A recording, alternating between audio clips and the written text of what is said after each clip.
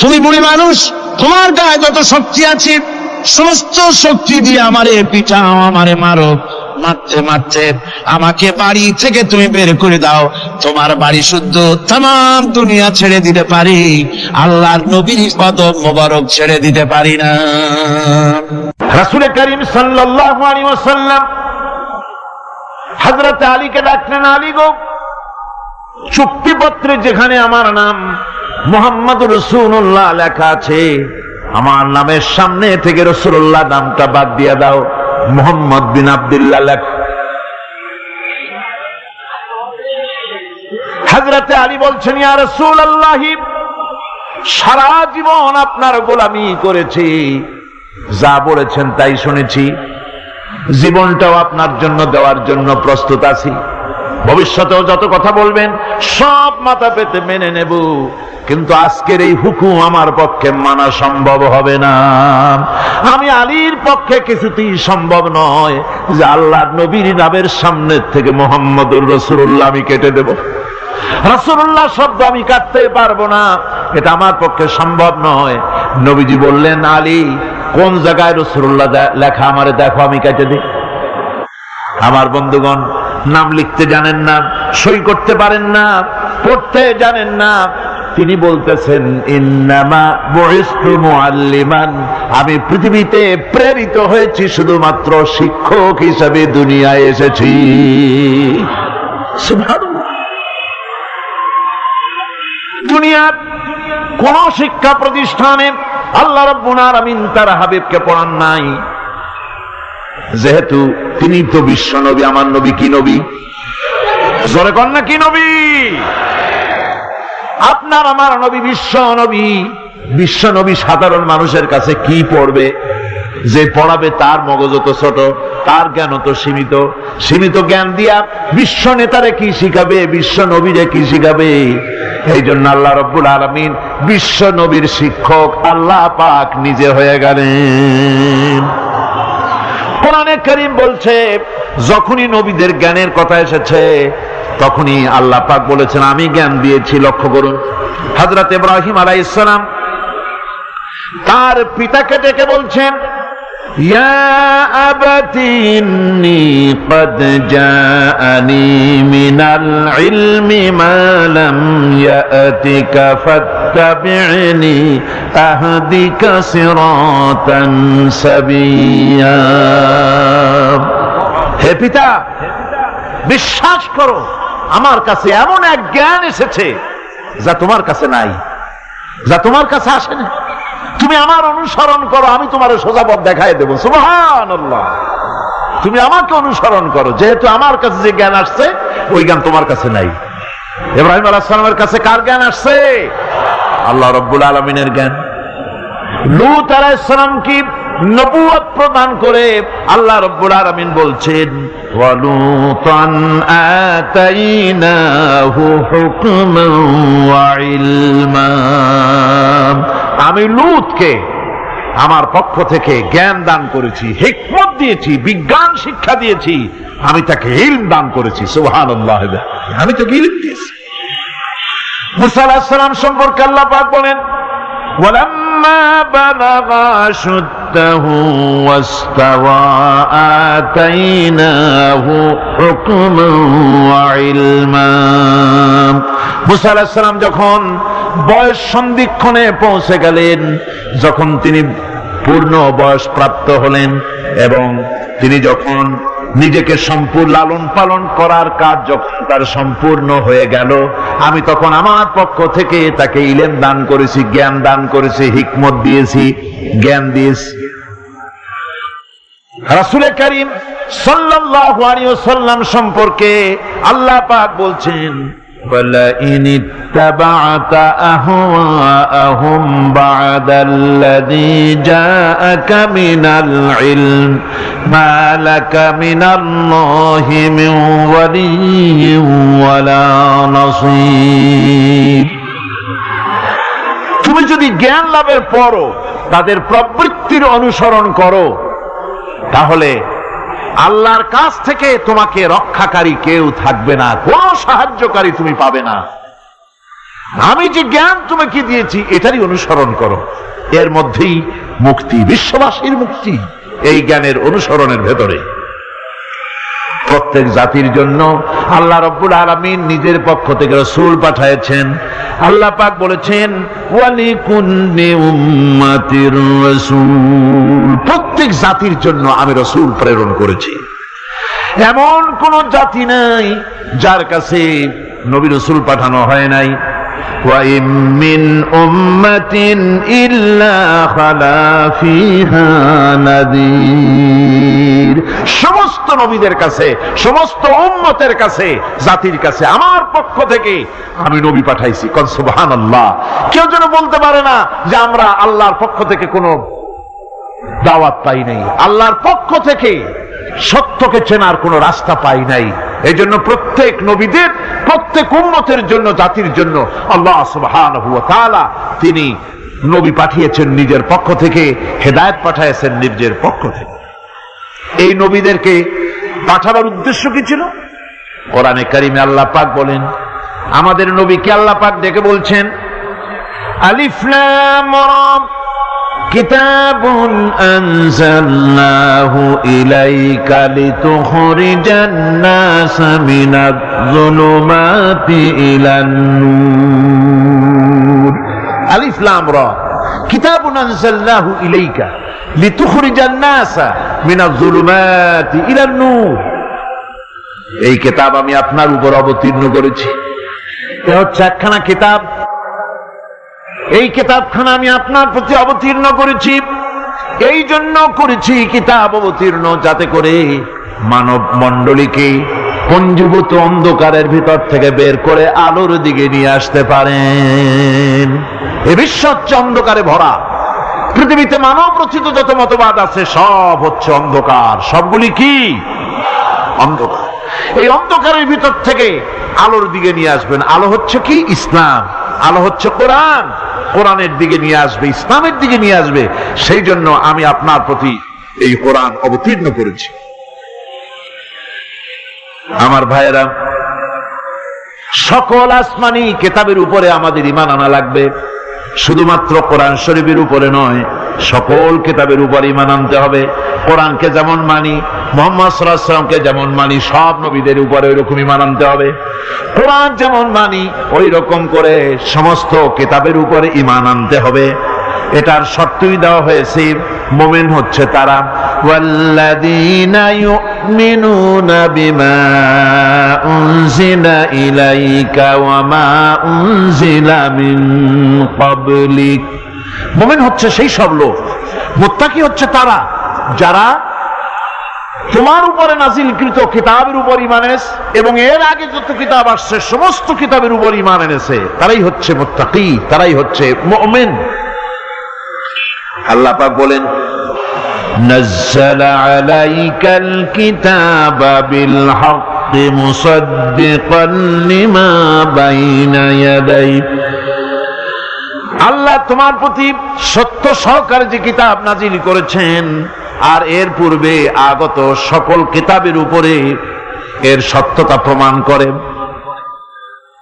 এ কোরআন হচ্ছে আগের যত কিতাব নাজিল হয়েছে সমস্ত কিতাবের সত্যতা প্রমাণকারী কিতাব।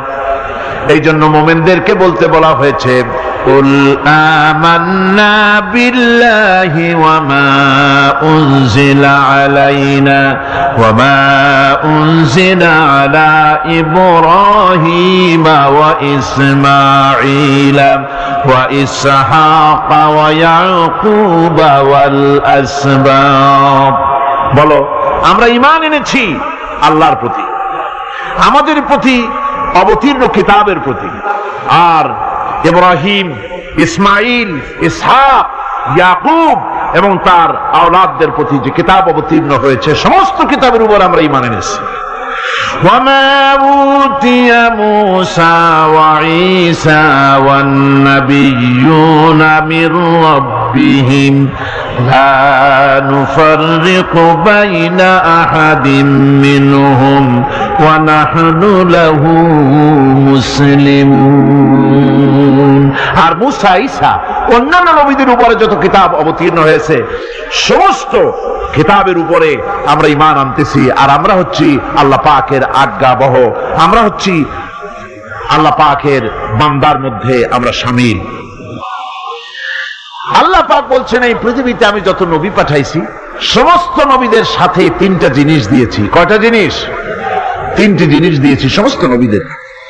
লাকাদ আরসালনা রুসুলানা বিল বায়িনাতি ওয়া আনজালনা মাআহুমুল কিতাবা ওয়াল মিজানা লিয়াকুমান নাসু বিল কিসত।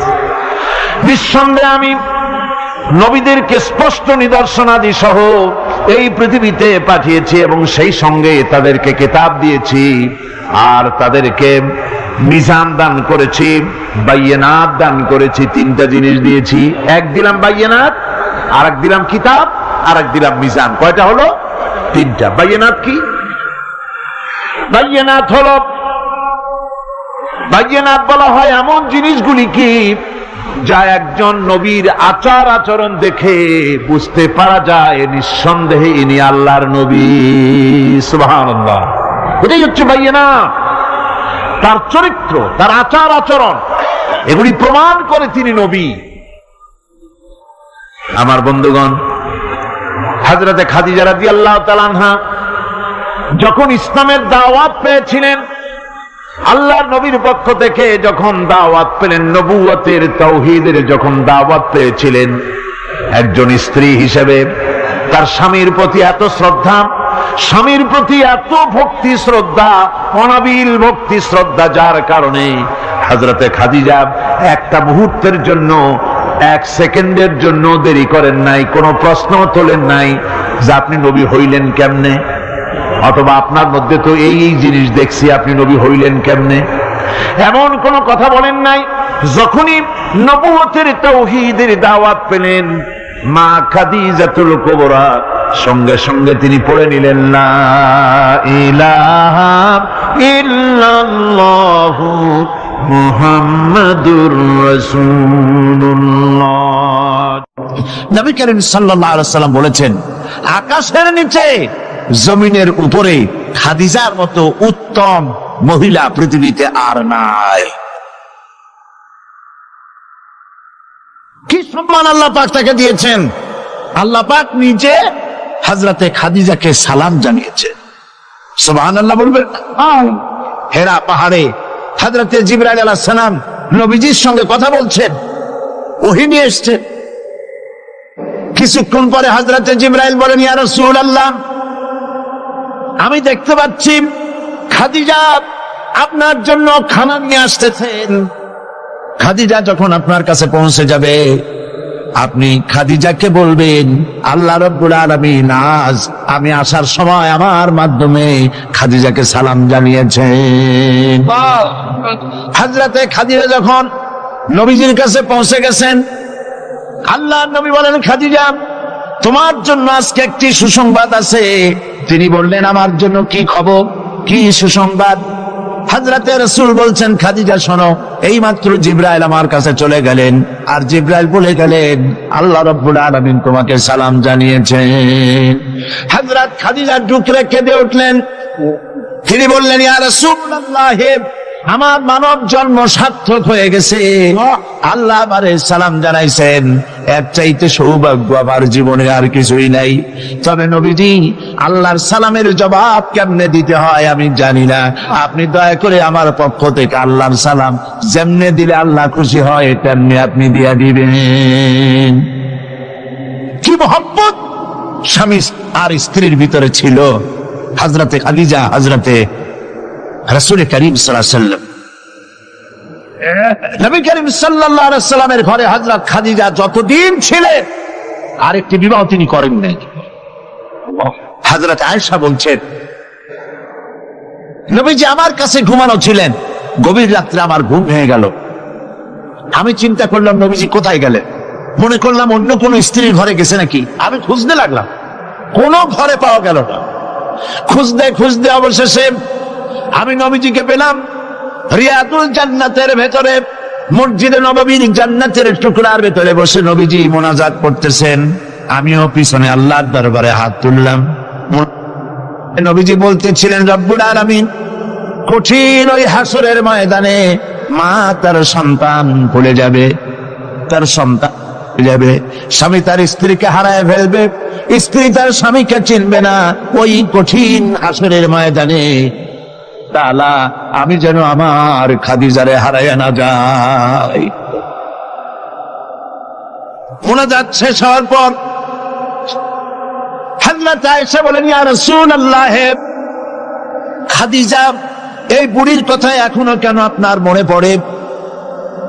খাদিজার পরে কুমারী মেয়েও তো আপনি বিয়ে করেছেন, খাদিজার কথা কেন বুড়ির কথা বলতে পারেন না? নবীজি বলেন, আয়েশা রে, খাদিজার সম্পর্কে এরকম কথা আর তুমি বলবে না। তোমরা জানো না, তোমরা সবাই আমার সুদিনের স্ত্রী, আর খাদিজা আমার এমন সময়ের স্ত্রী যখন এই মক্কা নগরীতে মুহাম্মদ সাল্লাল্লাহু আলাইহি ওয়াসাল্লামের পাও রাখার জায়গা ছিল না।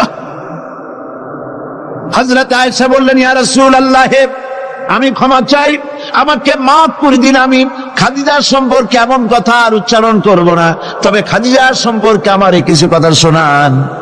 হযরতে নবীজি বলেন, আয়েশা রে, শোনো, আমার সঙ্গে বিবাহের পর খাদিজার ধন সম্পত্তি যা ছিল আল্লাহর রাস্তায় সব উজাড় করে দিয়েছে। কতদিন না খেয়ে থেকেছে, একদিনের জন্য বলে নাই আপনার সাথে বিয়ে হয়েছে বলে আজ আমি না খাইয়ে আসি। সারাদিন সারা রাত দাওয়াতের কাজ করে আমি যখনই দরজার কাছে ফিরেছি, যত রাত হোক না কেন, একবার বলেছি খাদিজা, অমনি দরজা খুলে গেছে। আমি প্রশ্ন করেছি, খাদিজা, যত রাত্রে আসলাম একদিনও দুইটা দাগ দেওয়া লাগলো না, তুমি কি ঘুমাও না? হযরতে খাদিজা বলেছেন, ইয়া রাসূলুল্লাহ, আপনি দিনের দাওয়াতের জন্য ব্যস্ত, কষ্ট করেন, আমি মনে মনে ভাবি আমি যদি ঘুমায় থাকি রাতের বেলায়, আর নবীজি যদি দরজার কাছে এসে খাদিজা খাদিজা বলে ডাকাডাকি করেন, উঠতে যদি আমার দেরি হয় আল্লাহর নবীর সঙ্গে বেয়াদবি হয়ে যাবে, এইটা মনে করে বিছানায় না ঘুমায় যতক্ষণ আপনি না ফেরেন এই দরজাটার সাথে পিঠ লাগাইয়া দাঁড়াইয়া দাঁড়াইয়া ঘুমায়।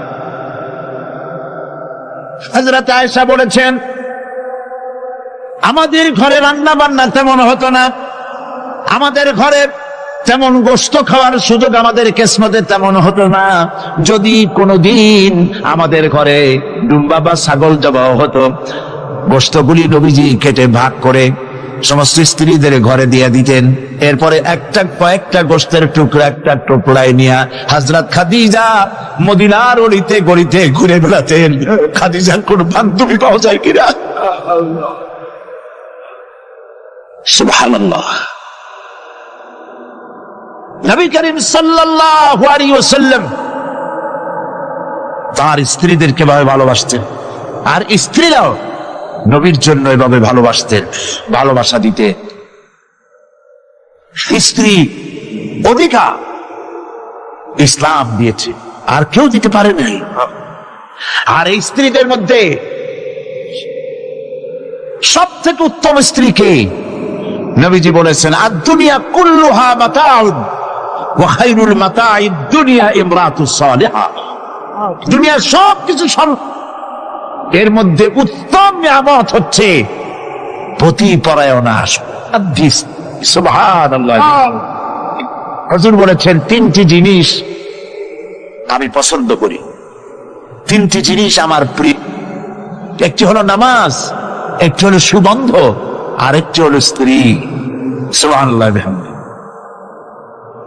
এই স্ত্রীকে সমান অধিকার দিয়েছে নবীজি, আল্লাহর ইসলাম সমান অধিকার দিয়েছে। নারীর অর্থনৈতিক অধিকার প্রতিষ্ঠিত করেছে ইসলাম, তাকে অর্থনৈতিক অধিকার দিয়েছে, মহারানার ব্যবস্থা করেছে। কোরআন বলছে, ফাতুহুন্না উজুরাহুন্না ফারিদা, খরচ রূপী দায়িত্ব হিসাবে স্ত্রীর মহারানার টাকা আদায় করে দাও। বহু মুসলমান আছে মহারানার টাকা আদায় করে না, বরং আজকাল তো নতুন সিস্টেম চালু হয়েছে মানুষকে শোনাবার জন্য। বিবাহের মজলিসে বলা হয়, অমুকের মেয়ে অমুকের ছেলে বিয়ের মহারানা কত? 5,55,555 পয়সা। সামনে একটা টাকা বা পয়সা জিরো থাকতে পারবে না, একটা নিয়ম নীতি করে নিচ্ছে। এই টাকাগুলি মহারানার টাকা সঠিকভাবে আদায় করা হয় না অনেক ক্ষেত্রে, একথা ঠিক কিনা? বরং উল্টো করে মহারানা আদায় করা হয় মেয়ে পক্ষের কাছ থেকে, কন্যা পক্ষের কাছ থেকে। এইটাকে কি বলা হয়? এটাকে কি বলা হয়? এটা হলো যৌতুক নামের কৌতুক। মেয়ে পক্ষের কাছ থেকে টাকা আদায় করা।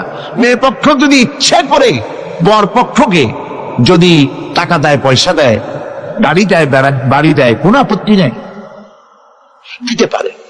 কিন্তু ডিমান্ড করে নেওয়া, চেয়ে নেওয়া সম্পূর্ণ হারাম। কন্যার পিতার মাতা 12 বছর, 18 বছর, 20 বছর, 25 বছর লালন পালন করে কলিজার টুকরা সন্তানটাই তো দিয়ে দিল। এর চাইতে টেলিভিশন, গাড়ি বাড়ি বেশি হয় কি করে? এই যৌতুক বাংলাদেশের সর্বত্র আছে, অবশ্য চট্টগ্রামে নাই। আছে। ছেলে যদি এমএ পাস করে, ইঞ্জিনিয়ারিং পড়ে, লয়ার হয়েছে, পিতার এই ধারণাই হয় সন্তানকে পড়াতে লেখাতে যত টাকা খরচ হয়েছে কন্যা পক্ষকে কাছের থেকে আদায় করে নেব। এবং সেই জন্য বিয়ের সময় দাবি করা হয়,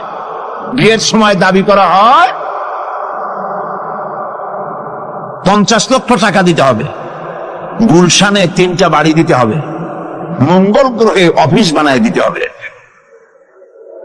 আপনার ছেলে এমএ পাস করেছে, লয়ার হয়েছে, ব্যারিস্টার হয়েছে, তো কি হয়েছে? আপনি কেন নির্যাতন কন্যা পক্ষকে? জায়েজ নাই, হারাম।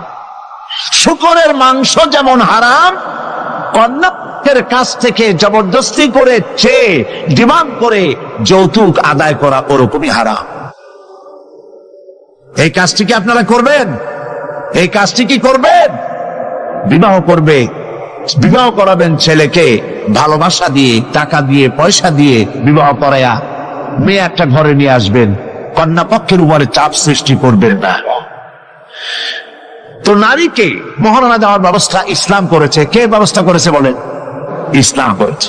এবার আরো দেখুন আল্লাহ পাক কি বলছে। وَإِذَا آتَيْتُمْ إِحْدَاهُنَّ قِنطَارًا فَلَا تَأْخُذُوا مِنْهُ شَيْئًا। যদি তোমরা নারীদেরকে স্তূপ পরিমাণ অর্থ পরি যদি দান করো, তাহলে সামান্য তার থেকে ফেরত নিও না। চান নারীদের কাছে কিছু পুঁজি থাকুক, টাকা পয়সা থাকুক, আল্লাহ এটা চান। যদি তুমি কিছু দাও, তা যদি খুব আকারেও হয়, তবুও সেগুলিকে ফেরত দিও না। বহু মুসলমান আছে আমাদের সমাজে, হজ করে, নামাজও পড়ে, কপালে দাগও পড়ে গেছে, তার ব্যবসা আছে, ধানি জমিনও আছে, বিবাহের সময় মেয়েকে টাকা কড়ি দিয়ে, ব্যবসা টাকা কড়ি যৌতুক দিয়ে বিদায় করে দেয়। সম্পত্তির ভাগ দেয় না, ব্যবসারও ভাগ দেয় না। আছে না এমন? আছে কি? আপনি কন্যাকে ঠকালেন, এর জন্য আল্লাহর কাছে আপনাকে দায়ী হতে হবে। মেয়েদেরকে অর্থনৈতিক অধিকার আল্লাহ এভাবে প্রতিষ্ঠিত করেছেন, সে মহিলাদেরকে অর্থনৈতিক দিক থেকে তাদেরকে নির্যাতন করা যাবে না। এবার মেয়েদেরকে শিক্ষার অধিকার দেওয়া হয়েছে, কোনটা দেওয়া হয়নি? তারা বলছে, ইসলামের দুশমনেরা বলে নারীদেরকে ইসলাম ঠকাইছে। কোথা থেকে ঠকালো? কন্যা হিসেবে মর্যাদা দিল, বধূ হিসেবে মর্যাদা দিল, তারপরে অর্থনৈতিক সুযোগ করে দিল, এবার শিক্ষার অধিকারও প্রতিষ্ঠিত করল। হযরতে আয়েশা রাদিয়াল্লাহু তাআলা আনহা, তিনি শিক্ষার্থী ছিলেন, হাজার হাজার সাহাবীর উস্তাদ ছিলেন। সুবহানাল্লাহ বলেন। হাদিসের উস্তাদ ছিলেন, তাফসীরের উস্তাদ ছিলেন, ফিকহের উস্তাদ ছিলেন। শিক্ষার অধিকার ইসলাম দিয়েছে নারীকে। নারীরা লেখাপড়া করতে পারবে, কোনো অসুবিধা নেই। এভাবে অধিকার শুধু অর্থনৈতিক নয়, লেখাপড়ার অধিকার দিল। তালাকের একটি অধিকার, এটি একটি গুরুত্বপূর্ণ বিষয়। তালাকের অধিকারটিও শুধুমাত্র পুরুষের না, এই তালাকের অধিকার নারীদেরকেও দেওয়া হয়েছে। কথা বুঝতে পেরেছেন? তালাকের অধিকার, বিবাহ বিচ্ছেদের অধিকার শুধু পুরুষের নয়, নারীকেও দেওয়া হয়েছে। পুরুষ যদি অকর্মণ্য হয়, যদি সে উন্মাদ হয়, জালিম হয়, নপুংসক হয়, তাহলে এই স্ত্রী কোর্টে তা প্রমাণ করে তার স্বামীকে পরিত্যাগ করে ইচ্ছে মতো স্বামী গ্রহণ করতে পারবে। ইসলাম সুযোগ দেয়। তালাক, কথায় কথায় তালাক দেওয়ার একটা রেওয়াজ আমাদের দেশে আছে। বাংলাদেশে যদি আল্লাহ কোনদিন দয়া করে ইসলামী রাষ্ট্র প্রতিষ্ঠিত করে দেন, তাহলে কথায় কথায় তালাক দেওয়ার এই প্রথাকে বন্ধ করে দেওয়া হবে। তরকারিতে লবণ কম হয়েছে, শুটকি মাছে ঝাল হইল কেন, এইসব কথা বলিয়া তালাক দেওয়া যাবে না। আর একসঙ্গে 3 তালাক দেওয়া তো যাবেই না। এক সাহাবী এসে নবী করিম সাল্লাল্লাহু আলাইহি ওয়াসাল্লামের কাছে খবর দিলেন যে একজন তার স্ত্রীকে একসাথে 3 তালাক দিয়েছে। নবী করিম সাল্লাল্লাহু আলাইহি ওয়াসাল্লাম এত গুসা হয়েছিলেন যে বসার থেকে দাঁত, তিনি বললেন, এই লোকটি তো আল্লাহ পাকের কোরআনের সাথে তামসা করেছে। তালাকের আল্লাহর কাছে 2টা হালাল সবচেয়ে জঘন্য, 2টি হালাল সব থেকে জঘন্য। একটা হলো ভিক্ষাবৃত্তি, আর একটা হলো তালাক। যখন তালাক দেওয়া হয় অন্যায় ভাবে, গোসায় আল্লাহর আরশ কাঁপতে থাকে। নাউজুবিল্লাহ বলে আপনি এভাবে তালাক দিতে পারবেন না। তালাক দেওয়ার নিয়ম হলো, যখন স্ত্রীর সাথে, লক্ষ্য করুন, স্ত্রীর সাথে বনিবনা হচ্ছে না, স্ত্রীর চরিত্র খারাপ, স্ত্রীর দাজ্জাল মার্কা, বনেই না, তো আল্লাহ পাক তখন বলেছেন উভয় পক্ষের আত্মীয় স্বজন নিয়ে মীমাংসা করার চেষ্টা করো, সালিসি করো। যদি মীমাংসায় না হলো, তাহলে 1 মাসে 1 তালাক দাও, বিছানা আলাদা করে দাও, এবং অপেক্ষা করো তার এই অবস্থা দেখে সে ফিরে আসে নাকি। যদি ফিরে আসে তো গ্রহণ করো, যদি ফিরে না এলো 2য় মাসে 2য় তালাক দাও। তাও যদি ফিরে না, তাহলে সে গিয়ে 3 তালাক একদম রেজি করে দাও, আর ফেরত হবে না। 3 তালাকে বায়না করে দাও, এই স্ত্রীকে আর গ্রহণ করা যাবে না। এখন আমাদের দেশে রাগের মাথায় একসাথে 3 তালাক দেওয়ার পর মনে মনে অনুশোচনা হয়, এতগুলো ছেলে পেলে নিয়ে করবো কি, কি সর্বনাশ হইল, রাগের মাথায় করলামটা কি। এখন এই বউ ফিরে পাওয়ার জন্য মসলা তালাশ করে। তখন গ্রামের মুন্সি মৌলবী, এই জাতীয় 1 শ্রেণীর লোক আছে যারা কোরআন বোঝে না, হাদিস বোঝে না, তারা হিল্লা নামক একটা ঔষধ বের করছে। সেই ঔষধটা কি? তারা বলে যে এই স্ত্রীকে যদি আবার নিতে চাও, তাহলে আর একটা পুরুষের সঙ্গে বিবাহ দাও, এবং শর্ত করো যে তোমার কাছে দিলাম, 2-3 দিন পর তুমি তালাক দিয়ে দিবা, এরপরে আমরা নিয়ে নেব। তালাকের নিয়তে বিবাহ করা এটা সম্পূর্ণ হারাম, বিবাহ হবে না। তালাকের নিয়তে বিয়ে করলো, বিয়ে হবেই। তারপরে এই যে ভাড়া করা, একজনের সঙ্গে হিলা করতে দেওয়া, এটাকে হাদিসের ভাষায় বলা হয়েছে ভাড়া করা শাক। ভাড়া করা শাক। ইসলামে এই ধরনের কোন বিধান নাই। সবাই কান খুলে শুনুন, হিল্লা করার যে ব্যবস্থা বাংলাদেশে গ্রামে গঞ্জে আছে, শরীয়তের কোন অস্তিত্ব নাই। কেউ যদি তার স্ত্রীকে তালাক দেয় আর এই স্ত্রীকে আবার ফেরত নিতে চায়, পর্যন্ত ফেরত দিতে পারবে না। একটা পথ আছে, সেই পথটা হলো এই ইচ্ছে করে কোনো স্বামী গ্রহণ করেন, আর সেই স্বামী যদি ইচ্ছে করে ঘটনাচক্রে তালাক দেয়, অথবা ঘটনাচক্রে সেই স্বামীর যদি মৃত্যু হয়, তাহলে কেবলমাত্র প্রথম স্বামীর কাছে আসতে পারবে। এছাড়া প্রথম স্বামীর কাছে আসা কিয়ামত পর্যন্ত সম্ভব নয়।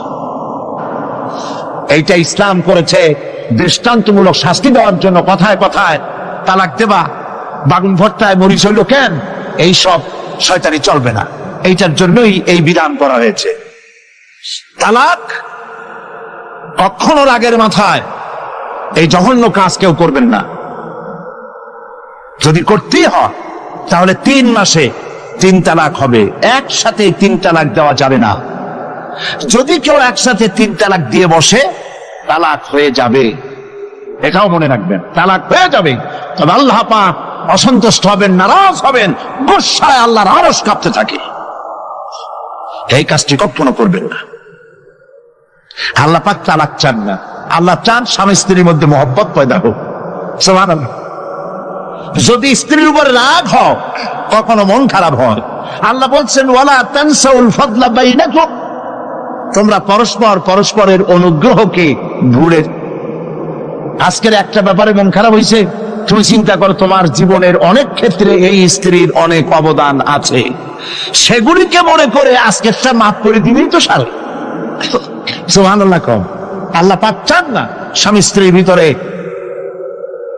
অসন্তুষ্টি থাকুক এবং তালাক পর্যায়ে চলে যায়। একবার নবী করিম সাল্লাল্লাহু আলাইহি ওয়াসাল্লাম বসে আছেন মসজিদে নববীর ভিতরে, মুখ মলিন, সাহাবায়ে কেরাম ভয়তে কথা বলতে পারছেন না। কিছুক্ষণ পর হুজুর হযরত আলী হযরত ফাতেমার ঘরে ঢুকলেন, বেরিয়ে আসলেন হাসি মুখে। তিনি প্রশ্ন করলেন, সাহাবায়ে কেরাম জিজ্ঞেস করলেন, হে রাসূল, একটু আগে আপনার মুখ এত মলিন ছিল, আর এখন আপনি এত হাসি খুশি, আমরা তো তখন কথা বলতে সাহস পাইনি। হুজুর কি হয়েছিল? আল্লাহর নবী বলেন, ওদের মধ্যে মনোমালিন্যের সৃষ্টি হয়েছিল আর আমার মনটা খারাপ হয়ে গিয়েছিল।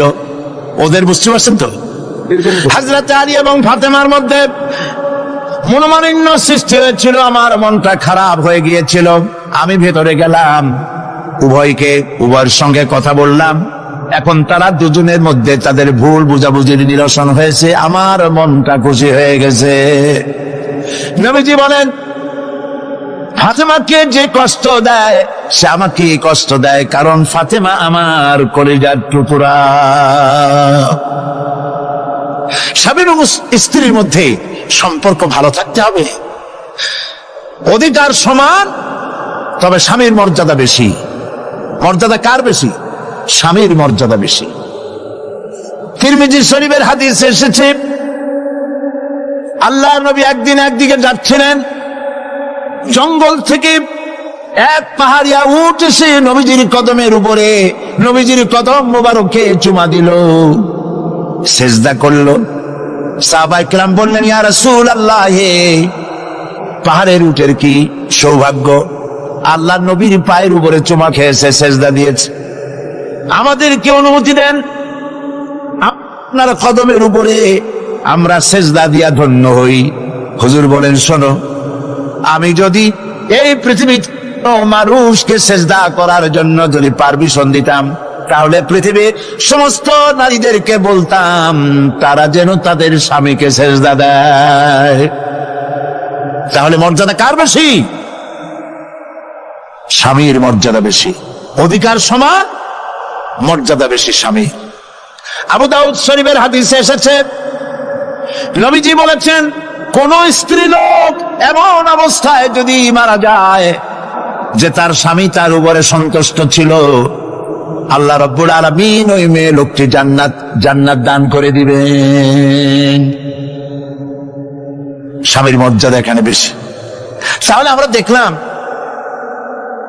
অধিকারের দিক থেকে যখন নারী ছিল, বধূ ছিল, কন্যা ছিল, বধূ ছিল, সব জায়গায় ইসলাম নারীকে সম্মান বাড়িয়ে দিল, ঠিক কিনা বলে? আর নারী বিবাহ হওয়ার পর কদিন পরে মা হয়ে গেল, মা হয়ে যাওয়ার পর মর্যাদা কমে গেল না বেড়ে গেল? বলেন, কমলো না বাড়লো? নবীজি বলছেন, আল্লাহর নবীর সামনে একজন সাহাবী এসে প্রশ্ন করলেন, হে আল্লাহ রাসূল, খেদমত করব কার? মান আহাক্কুন নাস বিহুসনি সাহাবাতি? ক্বালা উম্মুক। ক্বালা সুম্মা মান? ক্বালা উম্মুক। ক্বালা সুম্মা মান? ক্বালা উম্মুক। ক্বালা সুম্মা মান? ক্বালা আবুক। আখরাজাহুল বুখারী। বুখারী শরীফের হাদিস। সাহাবী জিজ্ঞেস করছেন, ইয়া রাসূলুল্লাহ, খেদমত করব কার? হুজুর বলেন, তোমার মায়ের। তারপরে কার? তোমার মায়ের। তারপরে কার? তোমার মায়ের। তারপরে কার? তোমার পিতার। বাপের চাইতে মায়ের মর্যাদা কয় গুণ বেড়ে গেল? বলেন, 3 গুণ বেড়ে গেল মর্যাদা। আল্লাহর নবী মসজিদে নববীতে বসে আছেন, সাহাবায়ে কিরাম কর্তৃক পরিবেষ্টিত হয়ে। এমন সময় একজন বুড়ি মসজিদে প্রবেশ করেছেন। হুজুর তাকে দেখে দাঁড়ায় গেলেন। কাছে যখন এলেন মহিলা, নবীজি নিজের গায়ের চাদর বিছায়া দিলেন। মহিলা চলে যাওয়ার পর সাহাবায়ে কিরাম প্রশ্ন করলেন, ইয়া রাসূলুল্লাহ, আমরা তো চিনলাম না এই মহিলাকে। একজন মেয়ে লোকের জন্য নবীজি তার গায়ের চাদর বিছায়া দেয়, এত বড় সম্মানী মহিলা আমরা চিনলাম না, তিনি কে? আল্লাহর নবী বললেন, আমার মায়ের দুধ আমার কিসমতে তেমন হয় নাই। যার কোলে কাকে চড়ে, যার বুকের দুধ খাইয়া আমি বড় হয়েছি, এই আমার সেই দুধ মা হযরতে হালিমাতুস সাদিয়া। মায়ের মহব্বত কেমনে বুঝতে হবে? মা যখন হয়ে গেলেন, সম্মান বেড়ে গেল সন্তানের কাছে। একজন সাহাবী এসে কাছে বলছেন, হে রাসূল, আমার মায়ের মেজাজ খুব খারাপ। হাদিস, আমার মায়ের মেজাজ খুব খারাপ। হুজুর প্রশ্ন করলেন, তোমার মা যখন তোমারে গর্ভে রাখছিলেন তখন তো মেজাজ খারাপ ছিল না? তিনি বললেন, হুজুর আমি সত্যি বলছি, মেজাজ খুবই খারাপ। হুজুর বলছেন, তোমাকে যখন তোমার মা ডেলিভারি করেছিল তখন তো মেজাজ খারাপ ছিল না? কয়, না হুজুর, দারুণ খারাপ মেজাজ। হুজুর বললেন, তোমার 2.5 বছর 2 বছর ধরে যখন দুধ খাওয়াইছিল তোমার মা, তখন তো তার মেজাজ খারাপ ছিল না। সাহাবী যখন এর পরেও বললেন, ইয়া রাসূলুল্লাহ, আমি আমার মায়ের দুধের হক আদায় করে দিয়েছি। হুজুর বললেন, দুধের হক আদায় করেছো তুমি, তোমার মায়ের একটি শব্দের হক তুমি আদায় করতে পারো নাই। তুমি যদি পড়ে গেছো ছোট্টবেলায়, খাটের থেকে কোলের থেকে পড়ে গেছো, কেঁদে উঠছো, আর তোমার মা যে তখন বলেছে, সারা জীবন এই একটি শব্দের হক আদায় করতে পারবে না। মায়ের সম্মান ইসলাম এভাবে বাড়িয়ে দিল। আল্লাহ রাব্বুল আলামিন শিখায় দিলেন, وَقَضَى رَبُّكَ أَلَّا تَعْبُدُوا إِلَّا إِيَّاهُ وَبِالْوَالِدَيْنِ إِحْسَانًا। তোমার রবের পক্ষ থেকে এটা ফয়সালা হয়েছে যে আমার ইবাদত করার পর মা বাপের ইহসান করবে। দেখেন অবস্থাটা দেখুন, লক্ষ্য করুন, আল্লাহর ইবাদতের পরেই বান্দা কাজ করবে। বলেন কার? মা বাপ ছান করেন। মা বাপের সামনে চোখ দিয়ে চোখ লাগায় কথা বলবে না। ওয়ালা তাকুল্লাহুমা উফিন ওয়ালা তানহারহুমা, ঝিরকি দিবে না, ধমক দিবে না। আর তাদের সঙ্গে কোন ভাষায় কথা বলবে তাও আল্লাহ শিখায় দিয়েছেন। আল্লাহ পাক বলেন, ওয়াকুল্লাহুমা কাওলান কারীমা, সম্মান সূচক কথা বলো মা বাবার সাথে। আর শিখায় দিলেন, বান্দারা তোমার মা বাবার জন্য আমার কাছে এই ভাষায় দোয়া করো, রব্বির হামহুমা কামা রব্বায়ানি সগীরা। আয় আমার রব, আমার মা বাপ ছোটবেলায় আমাকে যেভাবে স্নেহের করে লালন পালন করেছে, আল্লাহ পাক দয়া করে আমাকে, আমার পিতা মাতাকে তোমার রহমতের করে লালন পালন করো। আল্লাহ পাক শিখাই দিয়েছেন। এই দোয়া করবেন তো?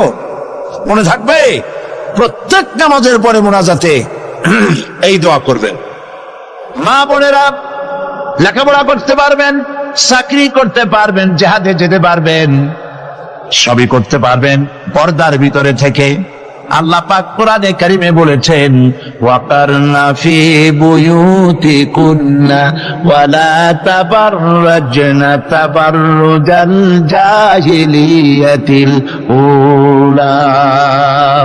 ওয়াকারনা ফি বুয়ুতিকুন্না, তোমরা তোমাদের ঘরের মধ্যে থাকো, আর জাহিলিয়াতের যুগ মতো করে সাজসজ্জা করে তোমরা বেরিও না, আর চমক করে বেরিও না, সৌন্দর্য প্রদর্শনী করো না। পৃথিবীতে বিভিন্ন দেশে মিস সুন্দরী প্রতিযোগিতা হয় না? হয় কিনা? সুন্দরী প্রতিযোগিতা হয় পৃথিবীর বিভিন্ন দেশে। মিস চায়না, মিস থাই, মিস আমেরিকান, না এভাবে নাম হয়। সুন্দরী প্রতিযোগিতা কি? সুন্দরী প্রতিযোগিতা করতে গিয়ে বিচারক মন্ডলী সুন্দরীদের শরীরের যেসব জায়গা মাপজোপ করে তা কেবলমাত্র শয়তানের পক্ষে সম্ভব, পুরুষের পক্ষে সম্ভব নয়। যারা এই বিচারক মন্ডলী থাকে নির্লজ্জ বেহায়া, তারা কি তার নিজের মেয়ের নিজের বোনের শরীরের সেসব জায়গা মাপ করতে পারবে? লম্পট। বাংলাদেশে সুন্দরী প্রতিযোগিতা কিয়ামত পর্যন্ত হতে দেওয়া হবে না। পর্দার বিষয়টি আলোচনা করতেছিলাম। পর্দা করা ফরজ। পর্দা করা কি ফরজ? নবীজি বলেছেন এমন এক সময় রাসূলুল্লাহ সাল্লাল্লাহু আলাইহি ওয়াসাল্লাম নিসাউন কাসিয়াতুন আরিয়া মুমিলাতুন মাইলাতুন রুউসুহুন্না কাল বুখতিল মাইলা লা ইয়াদখুলনাল জান্নাতা ওয়া লা ইয়াজিদনা রিহাহা আখরাজাহু মুসলিম। আল্লাহর নবী বলেন এমন এক জামানা আসবে যখন বস্ত্র পরিধানকারিণী উলঙ্গিনী হবে মেয়ে লোকগুলি, উটের চুটের মতো করে খোপা বেঁধে মরাল সময় হেলে দুলে পরপুরুষে আকর্ষণ করে রাস্তায় চলাফেরা করবে। এদের এরা কথা জান্নাতের সুঘ্রাণও এদের প্রবেশ করবে না। কাসিয়াতুন আরিয়া, বস্ত্র পরিধানকারিণী উলঙ্গিনী। কথা শুনতেছেন আপনারা? বুঝতে পারতেছেন? বস্ত্র পরিধানকারিণী উলঙ্গিনী, কাপড় পরছে, যা পরাও যা, না পরাও তাই, জান্নাতে যেতে পারবে না। এই জন্য অশালীন পোশাক বাদ দিতে হবে। রাসূলুল্লাহ বলেছেন আরাফাতের ময়দানে, তোমরা যেমন খাবে তোমাদের মেয়েদেরকে স্ত্রীদেরকে তেমন পরাবে, তোমরা যেমন খাবে তেমন তাদের খাওয়াবে, তোমরা যেমন পরবে তেমন তাদেরকে পরাবে। কেউ কেউ এর অর্থ করেছে যেমন খাবো তেমন খাওয়াবো, এটা তো ঠিক আছে, যেমন পরি তেমন তাদেরই পরাতে হবে। তো পুরুষও প্যান্ট শার্ট পরে মেয়েদেরকেও প্যান্ট শার্ট পরানো শুরু করছে। নাউজুবিল্লাহ বলে। কিয়ামতের অনেকগুলি আয়াত আছে। হযরত আলী রাদিয়াল্লাহু তাআলা হাদিস রওয়ায়াত করেছেন কিয়ামতের পূর্বে 15টি লক্ষণ প্রকাশ পাবে, তিরমিজি শরীফের হাদিস। তার মধ্যে একটি লক্ষণ হলো এই, মেয়েরা পুরুষের পোশাক পরবে, পুরুষরা মেয়েদের পোশাক পরবে। এটা তো শুরু হয়ে গেছে। শুরু হয়েছে কিনা? মেয়েরা আমাদের দেশেও এই প্রচলন শুরু হয়েছে। কোন কোন ক্ষেত্রে মহিলারা প্যান্ট শার্ট ইত্যাদি চাদরবিহীন এগুলি পরে রাস্তায় বেরোনো শুরু হয়ে গেছে। আর পুরুষগুলি আমাদের দেশে এগুলি কম, বিদেশে দেখেছি দুল পরে। আমাদের দেশে দুল পরা শুরু করছে কিনা আমার চোখে এখনো পড়ে নাই। আছে, আমি তো এত খাতায় দেখি তারপরেও আমার নজরে পড়ে নেই। তবে চেন পরে দেখেছি, সোনার চেন বহু নজরে পড়েছে। চেন গলায় পরে পুরুষ মাঘের পৌষের প্রচন্ড শীতে সামনের 3-4টা বোতাম খোলা রাখে, যাতে মানুষে বুঝে উনি একখান কিছু পড়ছে। হারাম, হারাম। পুরুষের জন্য একটি স্বর্ণ জায়েজ নাই। কারো যদি থাকে এগুলি খুলে আজই, বউ থাকলে বউরে দাও, না থাকলে বোনেরে দাও, থাকলে কিছুদিন না থাকে বাক্সে উঠায় রাখো, বউ আসলে তারে পড়াই দিও, তোমার জন্য হারাম। বিদেশে কানে দুল পরে, নাকে ফুল পরে। আমি অবাক হয়েছি, ঠোঁটে রিং, ঠোঁটে জিহ্বাও রিং পরে। ভাত খায় কেমনে আল্লাহই জানে। শয়তান কারে বলে না, আমার দেশে জিহ্বায় ঠোঁটে রিং আমি দেখি নাই। আমি ইউরোপ আমেরিকা দেখেছি, মাথার চুল চতুর্দিক থেকে কেটে মাথার চামড়ির উপরে তালপট্টির দ্বীপের মতো বানায় রাখে, আবার দুই দিক থেকে কামাইয়া মাথার উপরে তাল পাতার মতো রঙিন করে চুল খাড়া করে রাখে, আবার পিছনে চুল ছোট ছোট কেটে, ছোট করে কেটে ওইখানে বাড়ির নম্বর, রোড নম্বর, টেলিফোন নম্বর লিখে রাখে। আমি দেখে বলছি, শয়তানে যদি এই সব দেখে আলী কানবে আর বলবে যে আমি শয়তান হয়েছিলাম কেন। আমার তো কত মারাত্মক হয়ে গেছে। মানুষ এই শয়তানদের করে নাউজুবিল্লাহ বলে। এই জন্য পোশাকের ব্যাপারে মা বোনরা কেমন পোশাক পরবে আল্লাহ পাক কোরআনের মধ্যে বলে দিয়েছেন। ওরা সমান অধিকার দিতে চায়, নারীকে পুরুষ বানায়া পুরুষের সমান অধিকার দিতে চায়, আর ইসলাম নারীকে নারীর মর্যাদায় রেখে পুরুষের সমান অধিকার। কথাটা পার্থক্য আছে কি নাই? বুঝতে পেরেছেন কিনা? নারী পোশাক শাড়ি মার্জিত। আল্লাহ পাক কোরআন শরীফের মধ্যে বলেছেন, মহিলারা এমন একটা কাপড় পরবে, যেই কাপড়টা এমন শাড়ি পরার পর অথবা সালোয়ার কামিজ পরার পর, কাপড় পরার পর এর উপর একটা চাদর পরবে, এমন যে চাদরটা মাথাটা গলাটা বুকটা ঢেকে যায়, এমন একটি চাদর পরা আল্লাহ পাক খরচ করে দিয়েছেন প্রত্যেকটি বয়সপ্রাপ্ত না করে। সেই জন্য মা বোনদেরকে তাদের কাপড় চোপড় শালীন হতে হবে।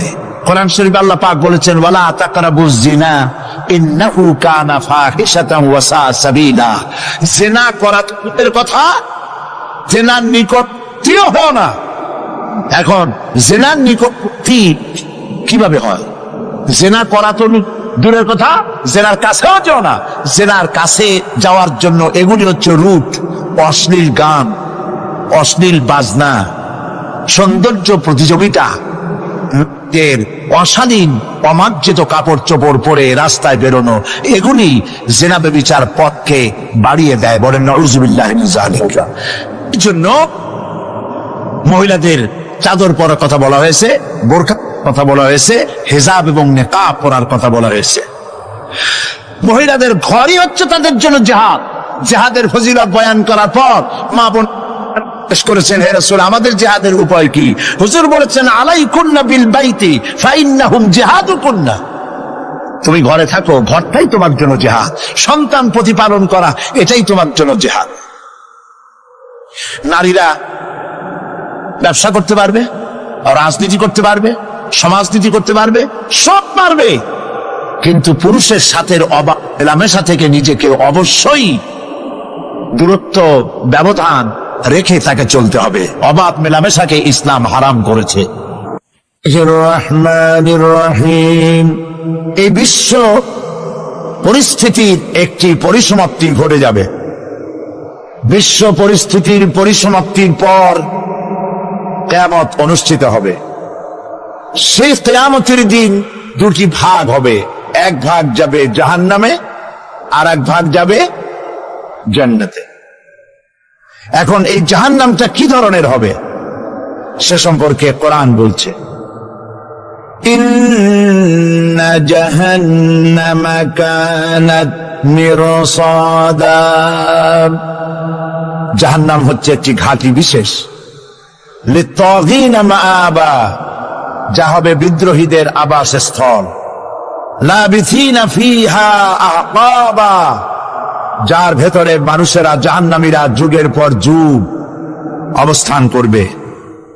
লা ইয়াযুকুনা ফিহা বারদান ওয়ালা শারাবা, এবং সেখানে কোনো ঠান্ডা বা কোনো পানীয়, সুপেয় কোনো পানীয় তাদের কিসমতে হবে না। ইল্লা হামিমা ওয়া গাসসাকা, সেখানে পান করার জন্য তারা পাবে উত্তপ্ত টকবগে গরম পানি আর ক্ষতের ক্ষরণ পুঁজ রক্ত। নাউযুবিল্লাহি মিন যালিক। জাযাআন ওয়িফাকা, এটি হচ্ছে তাদের কৃত কর্মের পূর্ণ ফল। ইন্নাহুম কানু লা ইয়ারজুনা হিসাবা, কারণ ছিল তারা হিসাবের কোন হিসাব নিকাশের আশা করত না। ওয়াকাযযাবু বিআয়াতিনা কিযাবা, আর তারা আমার আয়াতগুলিকে মিথ্যা মনে করে প্রত্যাখ্যান করেছিল। ওয়া কুল্লা শাইইন আহসাইনাহু কিতাবা, আর আমি গুনে গুনে তাদের সমস্ত আমলগুলি লিপিবদ্ধ করে রেখেছিলাম। ফাযুকু ফালান নাযীদাকুম ইল্লা আযাবা, এখন বুঝো মজা, এখন তোমাদেরকে আযাব ছাড়া আর কিছুই বাড়ানো হবে না। এ হলো আজকে যেটুকুন আলোচনা করতে চাই সেটুকুনের তর্জমা। আমি চেষ্টা করব খুব সংক্ষেপে কথাগুলিকে আপনাদের সামনে পেশ করার জন্য। বিমাশিয়াতিল্লাহি তাআলা।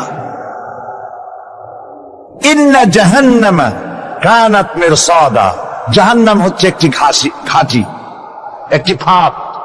আরবি রাসাদ শব্দ থেকেই মিরসাদ শব্দের উৎপত্তি হয়েছে। এর অর্থ হলো ঘাঁটি, ফাঁদ। জাহান্নাম শিকারী ধরার জন্য ওত পেতে বসে আছে, এটাই বোঝানো হয়েছে।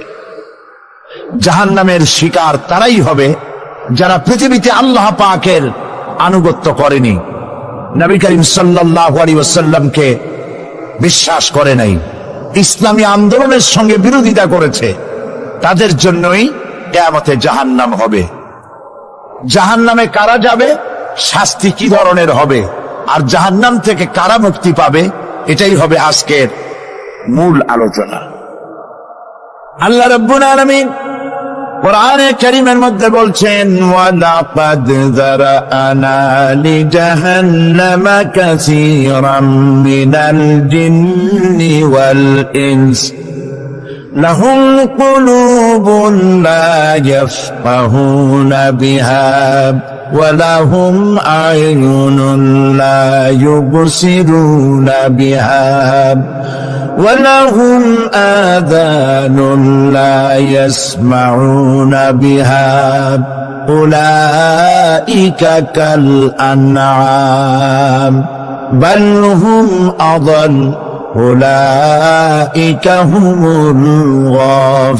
الغافلون ولقد ذرأنا لجهنم كثيرا من الجن والإنس মানুষ এবং জিন জাতির ভিতরে একটি বিশাল সংখ্যক মানুষ আর জিনকে জাহান্নামের জন্য তৈরি করা হয়েছে। এদের পরিণতি হবে জাহান্নাম। কাদের? লাহুম কুলুবুন লা ইয়াফকাহুনা বিহা, যাদেরকে আমি কলব দিয়েছি, অন্তঃকরণ দিয়েছি, সেই অন্তঃকরণ দিয়ে, সেই মন দিয়ে, সেই চিন্তা দিয়ে, সেই চেতনা দিয়ে, সেই প্রজ্ঞা দিয়ে, সেই মেধা দিয়ে তারা আমাকে চিনতে চেষ্টা করলো না। এদের বিবেক আছে, সব বুঝেছে, কিন্তু আমাকে বুঝতে পারে নাই। এরা চাঁদের সৌন্দর্য বর্ণনা করেছে, এরা সূর্যের সৌন্দর্য বর্ণনা করেছে, এরা ফুলের সৌন্দর্য বর্ণনা করেছে, কিন্তু ফুলের ঘ্রাণ কে দিল তাকে তারা খুঁজে পায় নাই। কলব দিয়েছি, বিবেক দিয়েছি, কিন্তু এই বিবেক দিয়ে তারা বিবেচনা করতে চেষ্টা করে নাই, চিন্তা করে আমাকে পায় নাই। প্রিয় ভাই, সব নাস্তিক হয় কারা? কোন বিজ্ঞানী, বড় বিজ্ঞানী, চিকিৎসা বিজ্ঞানী, এরা কিন্তু নাস্তিক হয় না। নাস্তিক হয় সাহিত্যিক আর দার্শনিক, এরাই নাস্তিক হয় বেশি। কেবলমাত্র শান্তিনিকেতনের মুরিদ যারা, ওইখানকার খলিফা যারা, এরকমের সাহিত্যিক, এরকমের দার্শনিক, ওরাই দুনিয়ার সব বোঝে, আল্লাহরে বোঝে না। এদের চোখ দিয়েছি, এরা দুনিয়ার সব সৌন্দর্য উপভোগ করে, কিন্তু আমাকে চিনতে চেষ্টা করে না। তারা আমার কিতাব দেখা তু না মর যায়, মুঝে ये डर है कि दिले जिंदा तू ना मर जाए, कि जिंदगानी इबारत है तेरे जीने से, मुझे ये डर है कि दिले जिंदा तू ना मर जाए। আমার এই ভয় হয়, হে আমার জীবিত আত্মা, তোর জন্য মৃত্যু না হয়ে যায়। কারণ তোর বেঁচে থাকার অর্থই হলো আমার বেঁচে থাকা, আর তুই মরে যাওয়ার অর্থ হলো আমি মরে যাওয়া। যে যার বিবেক মারা গেছে তার বেঁচে থাকার কোনো লাভ নাই। বিবেক জাগ্রত, সচেতন ওই সব মানুষের যারা আল্লাহ পাকের সৃষ্টি নৈপুণ্যতা দেখে মাথা সিজদায় অবনত করে দেয়। আল্লাহ পাক বলছেন, কলব দিলাম, গবেষণা করলো না, চোখ দিলাম, দেখলো না, কান দিলাম, শুনলো না। এদের অবস্থা কি? আল্লাহ রাব্বুল আলামিন বলেন, উলাইকা কাল আনআম, এরা চতুষ্পদ জানোয়ারের মতো, এরা পশু। এরপরে আল্লাহ পাক বলছেন, বালহুম আবাল, পশুর চাইতে নিকৃষ্ট। প্রিয় ভাই সব, জাহান্নাম বড় কঠিন জায়গা। হাসরবাসীরা জাহান্নামের গর্জন শুনতে পাবে। খুব কঠিন জায়গার দিকে আমরা প্রতি মুহূর্তে অগ্রসর হচ্ছি। আল্লাহ যেন জাহান্নাম থেকে আমাদেরকে রক্ষা করেন, আমরা বলি আমিন।